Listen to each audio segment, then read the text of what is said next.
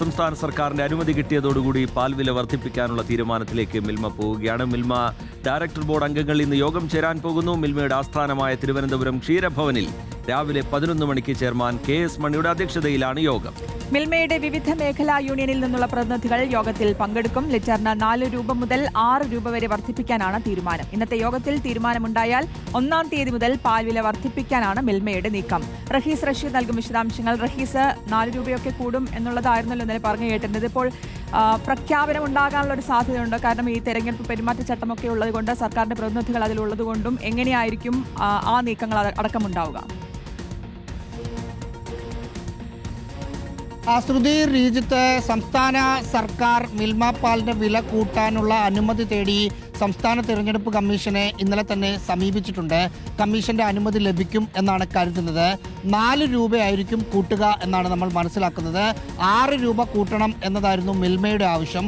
അത് സർക്കാർ തള്ളി 4 രൂപ വർദ്ധിപ്പിക്കാനുള്ള അനുമതി ഇന്നലെ നൽകിയിട്ടുണ്ട്. അതായത് ഇന്ന് ചേർന്ന മിൽമയുടെ ഡയറക്ടർ ബോർഡ് 4 രൂപ മിൽമയ്ക്ക് ലിറ്ററിന് വർദ്ധിപ്പിച്ചുകൊണ്ടുള്ള തീരുമാനമെടുക്കും. 1-ാം തീയതി മുതലായിരിക്കും നടപ്പിലാക്കുക. അത് ഏതാണ്ട് ധാരണയായിട്ടുണ്ട്. അതിൽ മാറ്റം വരാനുള്ള സാധ്യതകളില്ല.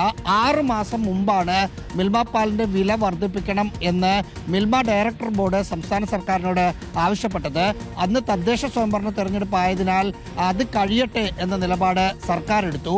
പിന്നീട് നിയമസഭാ തെരഞ്ഞെടുപ്പ് എത്തിയ സാഹചര്യത്തിൽ ഇനി ഇപ്പോൾ കൂട്ടേണ്ടതില്ല എന്ന തീരുമാനമെടുത്തു.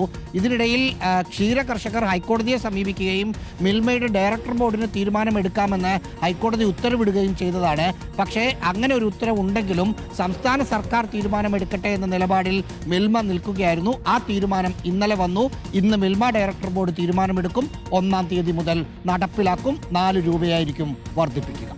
4 രൂപയുടെ വർധനവാണ് ഉണ്ടാവുക. നേരത്തെ 6 രൂപ എന്നുള്ള ആവശ്യമാണ് 6 രൂപ വരെയുള്ളത് ആവശ്യമാണ് ഉന്നയിച്ചതെങ്കിലും 4 രൂപയിലേക്കാണ് എത്തുന്നതെന്നാണ് മനസ്സിലാക്കുന്നത്. റഹീസ് റഷീദാണ് വിശദാംശങ്ങൾ നൽകിയത്.